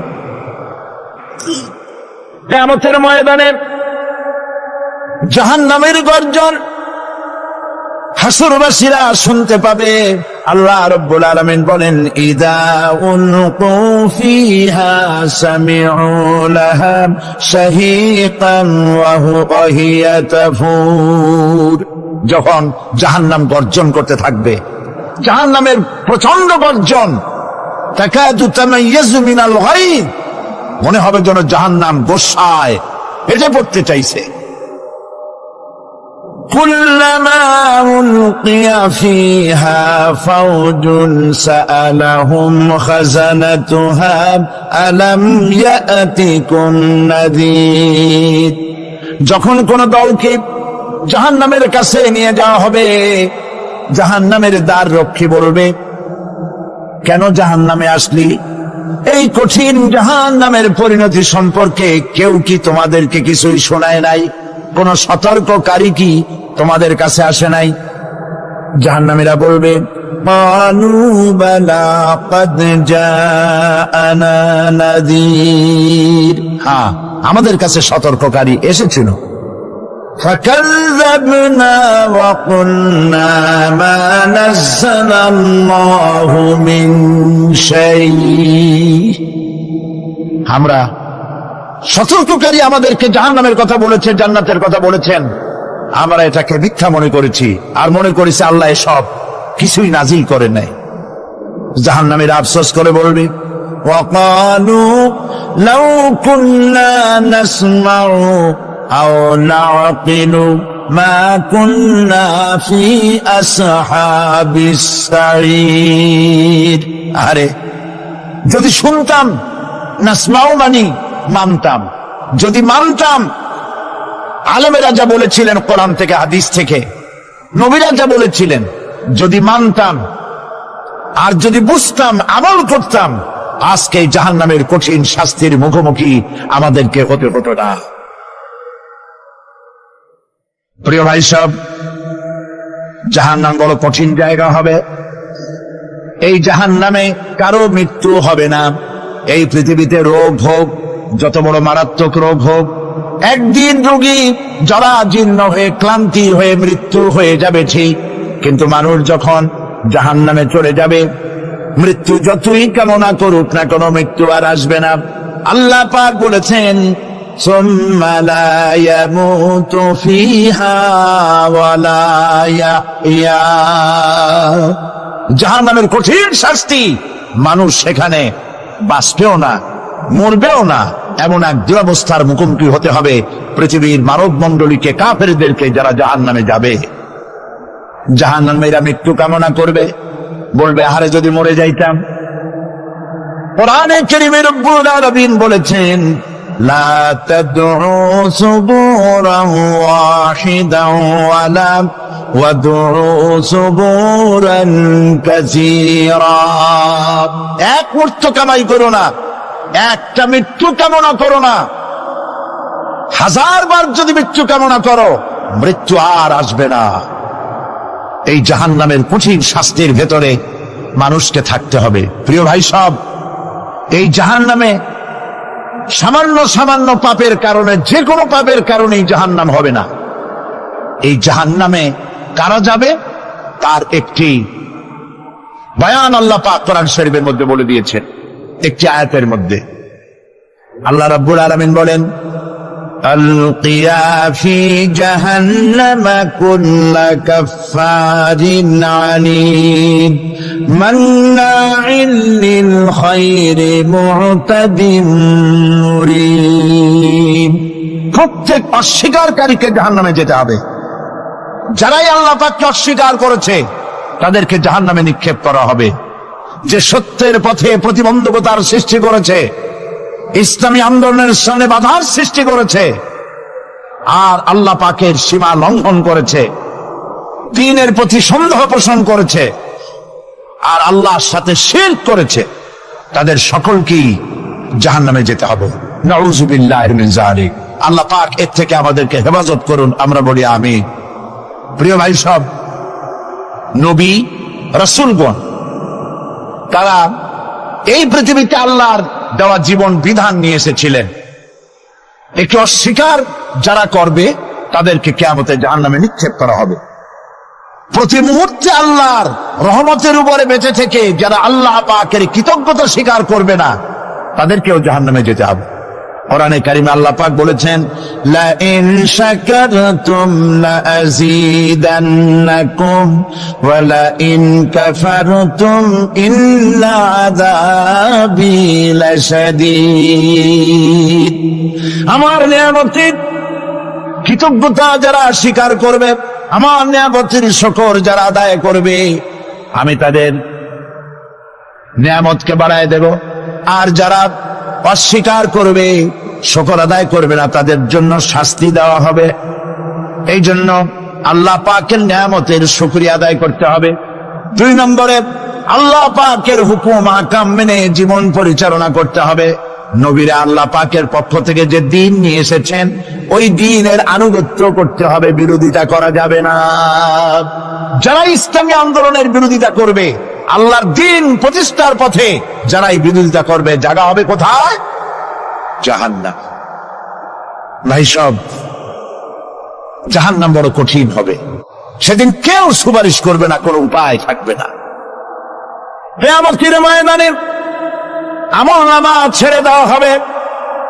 জাহান্নামীদের আমলনামা পেছন থেকে বা হাতে আসবে।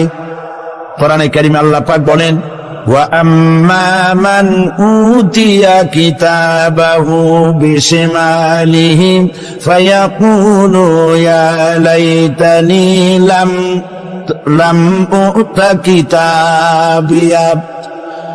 পেছন থেকে বাম হাতে যার আমলনামা আসবে, সে বলবে, আরে আমারে যদি কিতাবটা, আমার যদি আমলনামা না দেওয়াই হতো কত না ভালো হতো, আমার যদি হিসাব না নেওয়া হইতো কত ভালো হতো। ওয়ালাম আদরি মা হিসাবিয়া ইয়া লাইতাহা কানাতিল কাদিয়া। আমার হিসাব যদি আমি আদৌ না জানতাম, তাহলে কতই না ভালো হতো। হায়, আমার মৃত্যু যদি দুনিয়ায় শেষ হয়ে যেত, আর যদি এই ময়দানে ওঠা না লাগতো। মা আগনা আন্নি মালিয়া হালাকা আন্নি সুলতানিয়া। আজ আমার অর্থ সম্পদ কোনো কাজে লাগলো না, আমার ক্ষমতা প্রতিপত্তি কোনো কাজে লাগলো না। বড় বড় বাদশাহ, বড় বড় প্রেসিডেন্ট, প্রধানমন্ত্রী কিয়ামতে এতিমের মতো দাঁড়ায় থাকবে, বলবে, আমার দলবল কই? যারা সেলুট দিত তারা কই? টাকা কই? পয়সা কই? বিষয় কই? সম্পত্তি কই? কিচ্ছু পাবে না। প্রিয় ভাই সব, এই পৃথিবীতে ক্ষমতা যতদিন থাকে, পুলিশ সেলুট মারে, আর্মি সেলুট মারে। আমল যদি খারাপ হয়, ফেরেশতা যে কি দিয়া মারবে চিন্তাই করতে পারেন। আমি লক্ষ্য করেছি, পুলিশ, বিডিআর, আর্মি যখন সেলুট দেয়, 2 রকম মারে। হাত দিয়া মারে, আর বুট পায় আছে, এক জুতা আর এক জুতার সাথে ঠাস করে আরেকটা লাগাও। আমি চিন্তা করছি, 2টা দেয় কেন? হাত দিয়েও দিল, পাও দিল, অর্থ কি? অর্থ পরিষ্কার।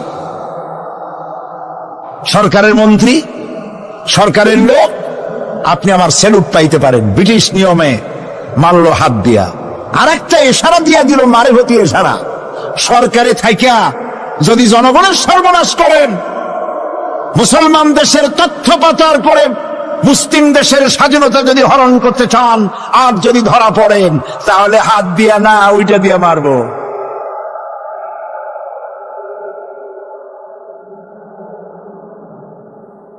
মানুষ কিয়ামতের ময়দানে রাজা, বাদশাহ সব হয়রান হয়ে যাবে।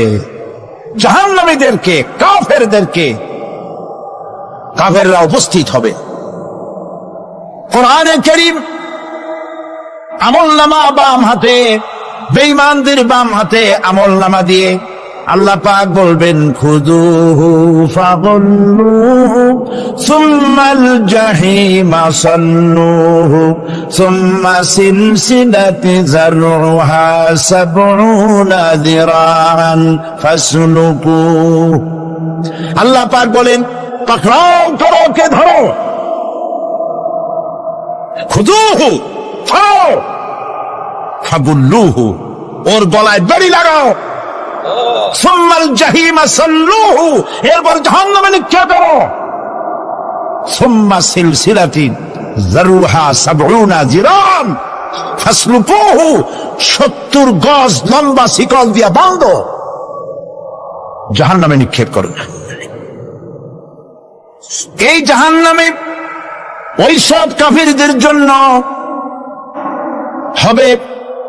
এই আযাব আল্লাহ পাক কেন দিবেন? কারণ সম্পর্কে আল্লাহ পাক বলেন, ইন্নাহু কানা লা ইউমিনু বিল্লাহিল আযীম ওয়া লা ইয়াহুদ্দু আলা তুআমিল মিসকিন। কারণ হলো এরা আল্লাহ পাকের উপরে বিশ্বাস স্থাপন করত না। বড় বড় বুদ্ধিজীবী, বড় বড় বুদ্ধিজীবী, বড় বড় কবি। আহারে, আমার দেশের এক কবি বলল, ফজরের নামাজের আজান যখন শুনি মনে হয় বেশ্যা তার খরিদ্দার ডাকতেছে। মুসলমান নামের কলঙ্ক, মানুষ নামের পশু। এই কবিকে তদানীন্তন প্রধানমন্ত্রী রাষ্ট্রীয় পুরস্কার দিয়ে ধন্য করেছে। নাউযুবিল্লাহ। আল্লাহ বরদাস্ত করেন নাই। কোরআনের সাথে ইসলামের সাথে যারা বেয়াদবি করেছে, আল্লাহ পাক এক থাপ্পড় দিয়া সব বেয়াদবদের সহায় দিয়েছে। আল্লাহু আকবার। জাহান্নামের দুইটা কারণ হবে। একটা হলো আল্লাহকে অস্বীকার করেছে, নামাজ নাই, রোজা নাই, তাকায় দেখবেন চেহারাটা মুসলমানের মতো মনে হয় না, বুদ্ধিজীবী, পাঁচের দড়ির মতো চুলগুলো ফুরফুর করে চারিপাশে, উপরে তো নাই। আর যদি থাকেও সেগুলো এমন অবস্থা, কাউয়ায় যদি রাস্তায় পায় ডিম পাড়ি চুয়ে যাবে। চুলের অবস্থা ওই, মোষের অবস্থা ঢাকনার মতো। কিছু কিছু মশলাতে এমন আছে, 5 ব্যাটারি টর্চ লাইট মারলেও বোঝার উপায় না, বেচারা হাসে না কান্দে। এইভাবে করে মাথার দশাই, চুলের দশাই, এগুলো হলো বুদ্ধিজীবী। আর এইগুলো হলো ওনাদের কলিজার টুকরা। ঠিক কিনা বলে? সহ্য হয় না, ইসলাম ভালো লাগে না, কোরআন ভালো লাগে না, বুদ্ধিজীবী হইলেই ছাড়লো। আল্লাহ রাব্বুল আলামিনকে যারা অস্বীকার করবে, আল্লাহ রাব্বুল আলামিন কিয়ামতের দিন বলবেন, ধর ধর, গলায় বেরি পড়া। দেখছেন না আসামি গুলারে বেরি পড়ায় কেমনে? ডান্ডা বেরি পড়াবেন আল্লাহ পাক, জাহান্নামের শিকল পরায় দিবেন আল্লাহর অস্বীকার করার কারণে। আর একটি কারণ কি? ওয়ালা ইয়াহুদ্দু আলা তুআমিল মিসকিন। মিসকিনদেরকে এরা খেতে দিত না, মিসকিনদেরকে, দুস্থদেরকে নিজেরাও খেতে দিত না, কাউকে খাবার দিতে উৎসাহিতও করত না। জাহান্নামে যাওয়ার জন্য আরো দুইটা কারণ রয়েছে। তার একটি এখানে বলেছি, দুটি কারণ এখানে আছে, আর একটা কারণ আর এক জায়গায় আছে। আল্লাহ পাক বলেছেন জাহান্নামীদেরকে প্রশ্ন করা হবে, ইয়াতাসাআলুনা আনিল মুজরিমিন মা সালাকাকুম ফি সাকার। জাহান্নামীদেরকে প্রশ্ন করা হবে, কেন জাহান্নামে এসেছো?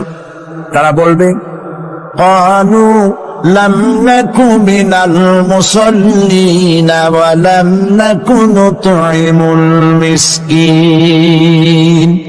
আমরা নামাজ আদায় করি নাই, নামাজ পড়ি নাই, আর মিসকিনদেরকে খেতে দেই নাই। মারাত্মক কারণ হবে জাহান্নামে যাওয়ার এগুলি। প্রিয় ভাই সব, এরপরে কিয়ামতের দিন আমলনামা দিয়ে দেওয়ার পর একদল তো জান্নাতে চলে যাবে, ইমানদারদের ডান হাতে আমলনামা আসবে, আর বেঈমানের কোন হাতে? পিছন থেকে বাম হাতে। জাহান্নামীরা জাহান্নামে যাওয়ার পর তারা সেখানে বসে জান্নাতীদেরকে দেখতে পাবে। সুবহানাল্লাহ। জান্নাতের দিকে তাকিয়ে তারা লক্ষ্য করে দেখবে যাদেরকে গালাগালি করেছিল মৌলবাদী বলে, যাদেরকে মারধর করেছিল, যাদেরকে ধর্মান্ধ বলা হয়েছিল সেই লোকগুলিকে ওই জান্নাতে দেখা যায়। পানির পিপাসায় ক্ষুধার যন্ত্রণায় অস্থির হয়ে তখন জাহান্নামীরা বলবে, ওয়ানাদা আসহাবুন নারি আসহাবাল জান্নাতি আন আফিদু আলাইনা মিনাল মা। জাহান্নামীরা ডাক দিয়া বলবে, ও জান্নাতি ভাইরা, ক্ষুধায় মরে গেলাম, পিপাসায় মরে গেলাম, তোমরা যে পানি পান করো জান্নাতের ভিতরে, একটু পানি আমাদের দিকে ঢেলে দাও। আও মিম্মা রাযাকাকুমুল্লাহ, একটু পানি দাও, অথবা আল্লাহ পাক তোমাদেরকে যে রিজিক দান করেছে একটু খাদ্য আমাদের দিকে নিক্ষেপ করে দাও, একটু খাইয়া বাসি।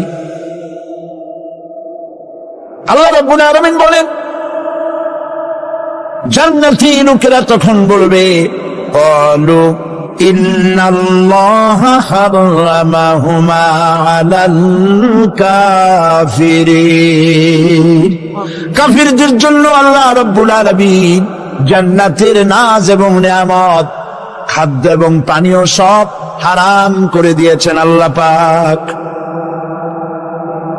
বেহেশতি লোকেরা জাহান্নামীদেরকে ডেকে বলবি, ওয়ানাদা আসহাবুল জান্নাতি আসহাবান নারি আন ক্বাদ ওয়াজাদনা মা ওয়া'আদানা রাব্বুনা হাক্কান। জান্নাতীরা বলবে, ও জাহান্নামী ভাইরা, তোমাদের সাথে আল্লাহ পাক যে ওয়াদা করেছিলেন সেই ওয়াদা তোমরা কি ঠিক মতো পেয়েছো? তার মানে হচ্ছে আল্লাহর ওয়াদা ছিল নেক কাজ করলে জান্নাতে যাবে, আর আল্লাহর দ্বীনের সঙ্গে বিরোধিতা করলে, আল্লাহর সাথে নাফরমানি করলে জাহান্নামে যাবে। নামাজ আদায় না করলে, জিনা ব্যভিচার করলে, ইসলামের পক্ষে না থেকে বিপক্ষে থেকে শত্রুতা করলে জাহান্নামে যাবে। আল্লাহর এই ওয়াদাগুলি ঠিক মতো পাইছো কিনা? আজ তোমরা জাহান্নামে গিয়েছ। তারা বলবে, হ্যাঁ, আমাদের আল্লাহ পাক যে ওয়াদা করেছিলেন সেই ওয়াদার অনুযায়ী আমরা আজকে বিপদে পড়েছি। আমরা আমল না করার কারণে, উল্টা কাজ করার কারণে আজ আমাদের এই দুরবস্থা হয়েছে। জাহান্নামীরা এক দল আরেক দলের সঙ্গে অভিশাপ দেবে, এক দল আরেক দলকে অভিশাপ দেবে। তারা একে অপরের বিরুদ্ধে অভিশাপ দিতে থাকবে। সেখানে কর্মী আর নেতাদের সাথে দেখা হয়ে যাবে। যেই সব নেতাদের কথা মতো মুসল্লি পিটানো হয়েছে, লক্ষ্য করেন, যেই সব নেতাদের কথা মতো বোমা মেরে, মানুষ মেরে, দায় দায়িত্ব আলেমদের মাথার উপর, ইসলামের মাথার উপরে চড়ায় দেওয়া হয়েছে। এইবার নেতার সাথে কর্মীদের দেখা হবে কোন জায়গায়? কোন জায়গায় দেখা হবে? দেখা যখন হয়ে যাবে, কর্মীরা সেখানে নেতাদেরকে অভিশাপ দিয়ে বলবে, ওয়াকালু রব্বানা ইন্না আতা'না সাদাতানা ওয়া কুবারা'ানা ফাআযাল্লুনা সাবিলা। এরা বলবে আল্লাহর কাছে, রব্বুল আলামিন, এই নেতারা আমাদেরকে বিভ্রান্ত করেছে, তাদের কথা অনুযায়ী চলেছিলাম, ওরা আমাদেরকে যা যা করেছে তাই বলেছি। আমরা মানুষ মেরেছি, আলেমদেরকে মেরেছি, আর নিজেরা ঘটনা ঘটাইয়া ইসলামের উপরে চাপাই দিস এই নেতাদের কথা মতো। কর্মীরা বলবি, রব্বানা আতিহিম দি'ফাইনি মিনাল আযাবি ওয়ালআনহুম লা'নান কাবীরা। আয় আল্লাহ, আজকে আমরা যে শাস্তি পাচ্ছি এর থেকে কেমন শাস্তি আমাদের নেতাদেরকে দেওয়া হয়। নেতাগুলো আসে, লম্বা লম্বা বক্তৃতা করে যায়। কোন নেতা বলে, আমার কর্মীরা খবরদার, নামাজ ছেড়ো না বাবারা, নামাজ পড়ো, কোরআন শরীফ পড়ো, হাদিস শরীফ পড়ো, ইসলাম অনুযায়ী চলো। বলে বলে বলে না, বলবে না, বললে তো খুব খারাপ। মৌলবাদী, মৌলবাদী হয়ে যাবে, স্বাধীনতা বিরোধী, ইসলামের কথা বলছে, মুখে দাড়ি। নাউজুবিল্লাহ, বলেন নাউজুবিল্লাহ। সেই সময় ওয়াদার প্রাপ্ত জাহান্নামীরা বলবে, وقال الذين كفروا ربنا أرنا الذين أضلانا من الجن والإنس। কাফেররা তারা বলবে, আয় আল্লাহ, কে আমাদেরকে গোমরাহ করেছিল? তোমার জিনের রাস্তা থেকে কারা সরায় দিয়েছিল? জেনেদের মধ্যে, মানুষের মধ্যে একটু দেখায় দাও। আরেনাল লাদাইনে আদাল্লানা, গোমরাহ করেছিল কারা? একটু দেখায় দাও। নাজআলহুমা তাহতা আকদামিনা লিয়াকুনা মিনাল আসফালিন। আমরা তাদের কাজকে পদদলিত করব, পদদলিত করব, পায়ের নিচে রাখবো। সেদিন করবি না নেতাদের সম্পর্কে এই কথা বলবে। প্রিয় ভাই সব, সেই কিয়ামতের ময়দানে কেউ কারো কোনো উপকার করতে পারবে না, নেতাও পারবে না কর্মীর উপকার করতে, আর কর্মীরাও তো পারবেই না। এই জাহান্নামের ভিতরে নেতা কর্মীদের কথোপকথনের মধ্যেই শয়তানের সঙ্গে দেখা হয়ে যাবে। কার সাথে দেখা হবে? শয়তানের সাথে। এই যে কথাগুলি আমি বলছি, এগুলি গল্প, আমার বানানো কথা? চিল্লায় বলুন, কার কথা? প্রিয় ভাই সব, কান লাগায় শোনেন, ফায়দা হবে। আল্লাহ যেন আমাদের ফায়দা দেন, বলি আমিন। ভাইরা আমার, এখন তো শয়তান দেখা যায় না, দেখা যায়? এখন দেখা যায় না, দেখলেও বোঝা যায় কি কায়দায় কোন শয়তান আসছে, বুঝবার উপায় নাই। জাহান্নামের মধ্যে শয়তানের সাথে দেখা হয়ে যাবে। শয়তানের কথা মানুষেরা শোনে, গুনাহ করে নিজে। কবি বলেছেন, क्या हंसी आती है मुझे हजरत इंसान पर, क्या हंसी आती है मुझे हजरत इंसान पर, फेल बत्तू खोद करे और लानत करे शैतान पर। খারাপ কাজ নিজে করে দোষ দেয় শয়তানের। আসলে শয়তান তো প্ররোচনা দেয়। জাহান্নামের মধ্যে শয়তানের সাথে দেখা হয়েছে। শয়তানকে যখন সবাই অভিযুক্ত করবে, তোর কারণেই তো জাহান্নামে এলাম, শয়তান তখন বলবে, وَقَالَ الشَّيْطَانُ لَمَّا قُضِيَ الْأَمْرُ إِنَّ اللَّهَ وَعَدَكُمْ وَعْدَ الْحَقِّ وَوَعَدتُّكُمْ فَخَلَفْتُكُمْ। শয়তান বলবে, আল্লাহ তোমাদেরকে সত্য প্রতিশ্রুতি দিয়েছিলেন, আমারে দোষ দিয়া লাভ নাই, আমারে দোষ দিয়া লাভ নাই। আল্লাহ পাক সত্য ওয়াদা করেছিলেন, তিনি ওয়াদা করেছিলেন তার কথা যদি শোনো, নামাজ যদি আদায় করো, জেনা যদি না করো, মদ জিয়া যদি না খেলো, সুদ ঘুষ যদি না খাও, আল্লাহ জান্নাত দান করবে। এটা ছিল তার ওয়াদা। আল্লাহ তার ওয়াদা পালন করে যারা তার হুকুম মেনে চলেছে তাদেরকে জান্নাত দান করেছেন। আর আমার ওয়াদা ছিল ভিন্ন। আমি ওয়াদা করেছিলাম, ঈদ ড্রিঙ্ক আর বিমেরি, খাওয়ার ফুর্তি করো, দুনিয়াটা মস্ত বড়, দুনিয়া কা মজা লে লো, দুনিয়া তোমারি হ্যায়। শয়তানের কথা। কার কথা? শয়তানের কথা। শয়তানের কথা বলছো। শয়তান বললো, আমি বললাম পরকাল নাই, দেয়ার ইজ নো গড। বুদ্ধিজীবী মার্কা কথা। শ্রেষ্ঠ বুদ্ধিজীবী কে? চিল্লায় কোন? আমি অনেকগুলো ওয়াদা করছিলাম, এইটা নাই সেইটা নাই, আল্লাহ রসুলের কথা মানা মানার দরকার নাই। এমনি করে আল্লাহ যে ওয়াদা করেছিলেন সমস্ত ওয়াদা তিনি পালন করেছেন, আর আমি যে ওয়াদা করেছিলাম আজ আমি খেলাফ করলাম। এমন জায়গায় বলবে যে এইটারে শোধ করার, এটা সংশোধন করার আর কোন উপায় নাই। শয়তান আরো বলবে, وَمَا كَانَ لِي عَلَيْكُمْ مِنْ سُلْطَانٍ। আর আমি যে ওয়াদাগুলি করেছিলাম এর পিছনে কোনো দলিল ছিল না। আলেমরা কথা বলছে, কথায় কথায় কোরআন বলছে, হাদিস বলছে।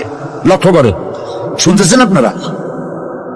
আলেমরা কথা বলেছে, কথায় কথায় কোরআন আর হাদিসের দলিল পেশ করেছে, আল্লাহর কথা রসুলের কথা পেশ করেছে।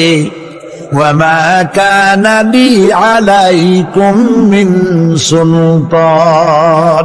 আর আমার কথার ভিতর কোনো দলিল ছিল না, আন্দাজে কয়ে গেছি, ভাইয়ের আমার, বোনের আমার।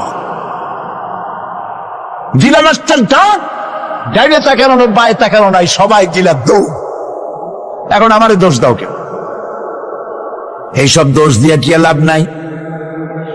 ইল্লা আন দাউতুকুম ফাস্তাজাবতুম লি। আমি কি করছি? আমি একটা বক্তৃতা দিলাম, জ্বালাময়ী একটা ভাষণ দিলাম, আমি একটা আহ্বান জানালাম, কোন চিন্তা ভাবনা না করে আমার পিছনে তোমরা দৌড় দিয়েছ। কে বলবে? আহারে, আল্লাহ কি কোনো কথা গোপন রাখছেন? কোন গোপন রাখছেন? সব বলে দিয়েছে। কেন চিন্তা নয়? নেতা একটা সে মঞ্চে দাঁড়ায় বক্তৃতা করতেছে, বেটা সারা জীবনে নামাজ পড়ে না, চেহারার দিকে তাকাইলে মনেই হয় না মুসলমান, মরলে পরে ফেরেশতা পর্যন্ত আশ্চর্য হয়ে যাবে, বেটা তুই শ্মশান থেকে কবরে আসছিস কেন?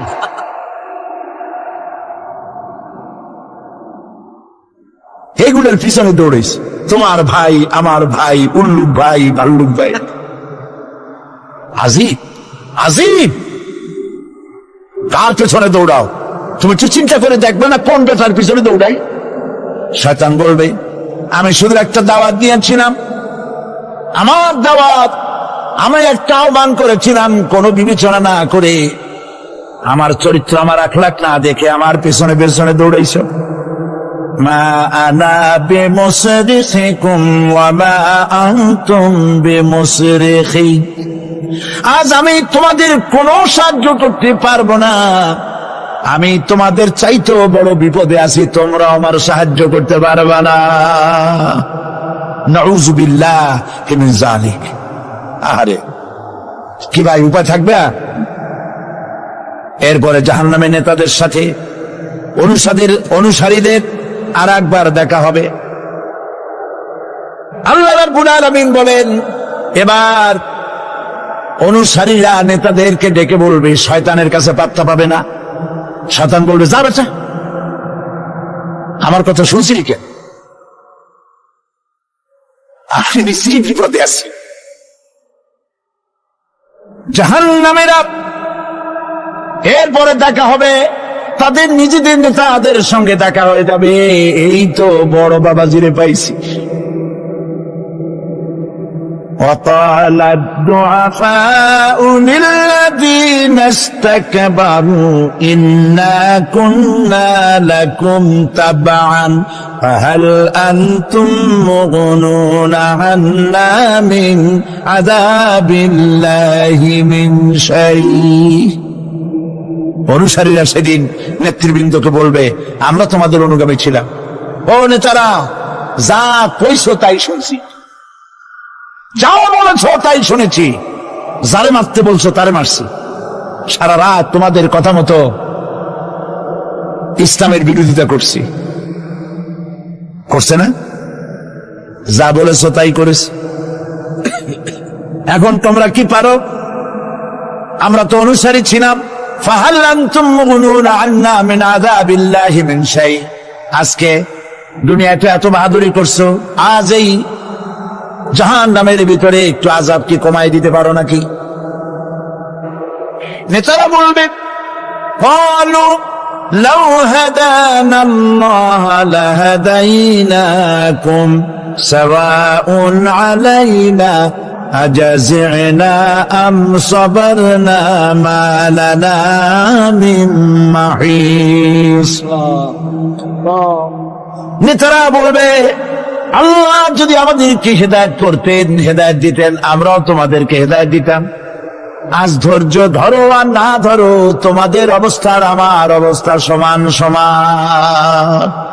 জাহান্নাম ছাড়া আজ আর কোনো গতি নাই, কিচ্ছু করার উপায় নাই।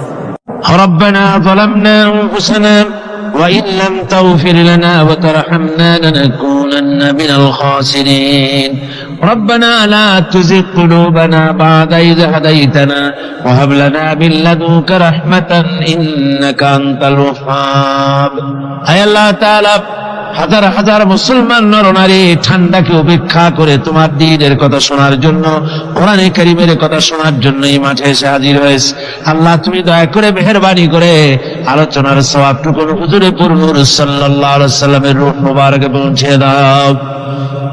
রব্বুল আলামিন, আমাদের মধ্য থেকে তাদের মা বাপ দুনিয়া থেকে জনমের মতো বিদায় হয়ে গেছে। আল্লাহ কবরে যদি আযাব থাকে দয়া করে আযাব মাফ করে দাও। আল্লাহ আমাদের মা বাপের উপরে তোমার রহমত নাজিল করো। রব্বিরহামহুমা কামা রাব্বায়ানি সগীরা, রব্বিরহামহুমা কামা রাব্বায়ানি সগীরা। হে আল্লাহ রব্বুল আলামিন, এই মাহফিলে যত লোক আছি আমরা, কার কোন ব্যাধি আছে, রোগ আছে, আমরা তুমি ভালো করে জানো। আমাদের প্রত্যেকের ব্যাধিকে তুমি শিফায়ে আজলা দান করে দাও। اللهم حبب إلينا الإيمان وزينه في قلوبنا وكره إلينا الكفر والفسوق والعصيان واجعلنا من الراشدين. ربنا تقبل منا إنك أنت السميع العليم وتب علينا إنك أنت التواب الرحيم. سبحان ربك رب العزة عما يصفون وسلام على المرسلين الحمد لله رب العالمين. واجعل آخر كلمتنا عند الموت لا إله إلا الله محمد رسول